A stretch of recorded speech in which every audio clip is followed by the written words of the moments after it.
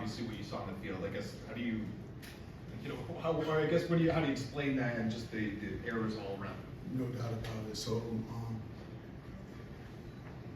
11 penalties last week, 6 this week. So that's better, but not what we want. You can't play in this league, any team in this league, and have that many penalties and turnovers. The turnovers got us also.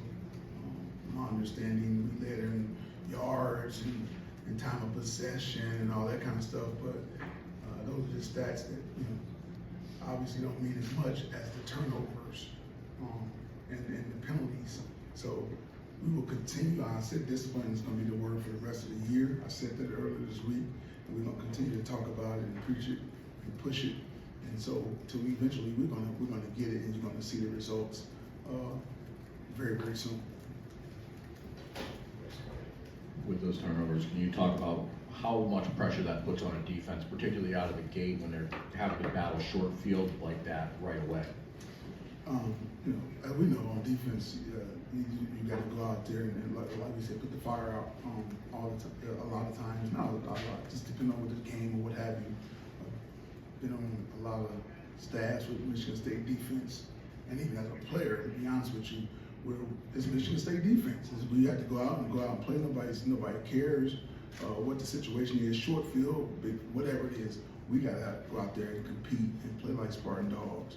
And that is the mindset. So you're not looking at the other side of the ball saying, come on, all this kind of stuff. You go out there and compete. It's another chance to go out and play the game that you love and compete.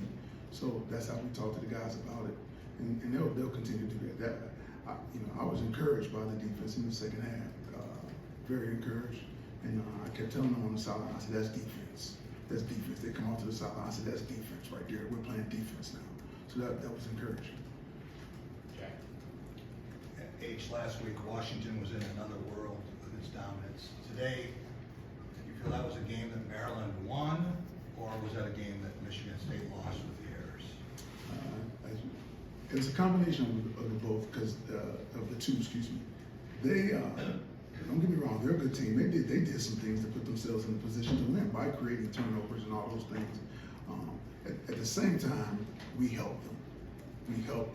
But they're a good team. They help themselves by, sometimes people have opportunities to make plays, like catching an interception, they drop them or something like that. They were making the plays, so you can't just say us, was it them beating us or us beating ourselves? It was a combination of the two. You see that as a winnable game with an ugly score? Absolutely, no doubt in my mind. And I was believing it all the way to the end. I mean, till this got out of hand at one point, but I thought we could, come back and get the guy, get them. Steve. I'm just wondering, when you guys went from Noah to Caden, was that about performance, or was Noah hurt or a little banged up there? Well, a little, not so much performance, more so just try to get a spark. Let's try to find another spark, try to spark it and do it that way. And but Noah's our quarterback, he's our guy, and now there's some changes that I don't know about, but I do know about it. So he's our guy, and sometimes you're just trying to find a spark and see if you can find something to help us get going. And that's what that was about, more than anything. Gotcha. What sort of feedback were you getting about Noah with it? He had a couple turnovers, and just where was he at sort of mentally in handling how that thing unfolded? Right. Coach Johnson, he kept saying, yeah, let's stick with him, let's go with him. He's our guy. You got to be careful with that stuff. If you pull a guy, nobody's perfect, first of all. And so, the guy has worked his butt off to get in that position. It was a competition all summer long to be the guy, and he's our guy. So you don't just run from him after, a game or two where he's not playing the way he wants to or we want him to. But he's our guy. He's a good player. He's a really good player, and he's going to get better from him. Hey, Harlon, I was wondering real quick, any update on Jacoby? We didn't, obviously didn't see him today. Day to day. Okay. I was wondering, you had 2 true freshmen making starts today with Jordan and Chance, and they obviously went after Chance plenty. I guess, what do you think of their performance and how they? Yeah, I thought they did well today for a freshman. Chance had some deep balls thrown up and was there. Didn't panic. He's a talented young man. And Jordan also ran around, was hitting people. Very smart young man. He understands the system. So the future is bright with those two guys.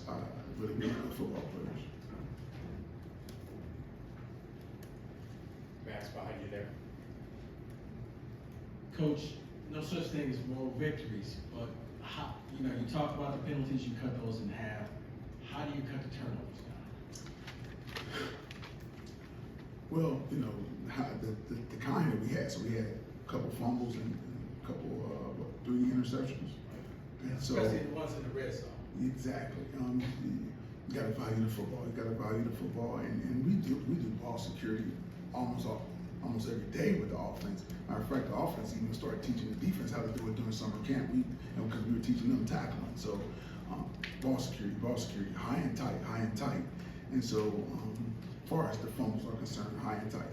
The interceptions, you know, I'm sure Coach Johnson get them better at, you know, just understanding, hey, you don't have to make the hero play, so to speak. You can just throw it away, just get out your hands, and you understand those guys are competitive. They want to win. They're trying to do the right thing. So just trying to make plays and doing their job. So it's kind of like, why didn't you throw that? Oh well, it's a bad throw, you know. So they're out there competing their butts off trying to win.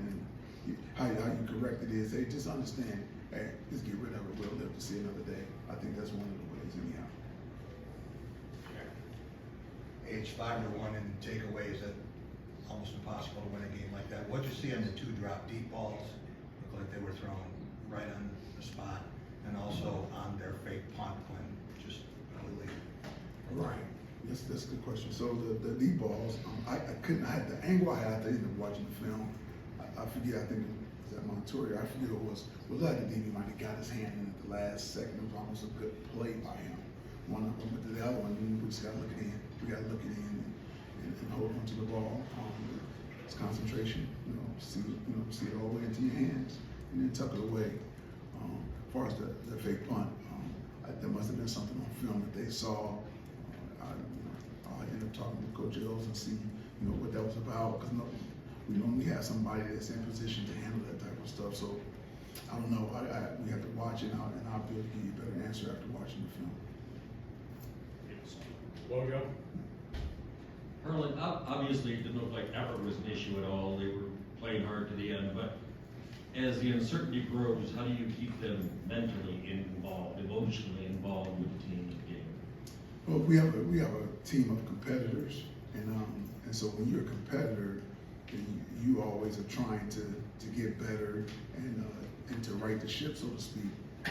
I asked them in there, now is anybody that, you know, feel like, you know, hey man, this is over, I'm out of here. I said you can raise your hand and no love lost, and then you can move on. No, there's no problem. Nobody raised their hand. So that's a good sign. And the other guys repeated it, say, hey man, just what he said. If anybody feel like, well, we can't get it done and get this thing turned around, you know, go ahead and walk and leave. We like that better than guys sticking around and then whining and complaining. So nobody raised their hand. So competitors gonna compete, and I told them, I hate losing. And so we're gonna do whatever we can, whatever we have to get in the win column. And it's gonna start with discipline, like I've been saying. Well, I was going to kind of go off that as well. I'm just wondering what you saw, I guess, early pregame today, or even throughout the week, in terms of the spirit of the fight from this team. I think after last week and just everything that's gone on around the program, you know, there was a question of would this team sort of show up? You know, you say the competitors. What did you see from those guys to know that coming into this game that was there, if that's how you saw it? Well, I saw excitement in the guys on Friday, on yesterday before practice. So we go morning practice, as you guys know, and it was buzzing. It was buzzing at the end of the week. They were excited to play, and so and they were prepared as well.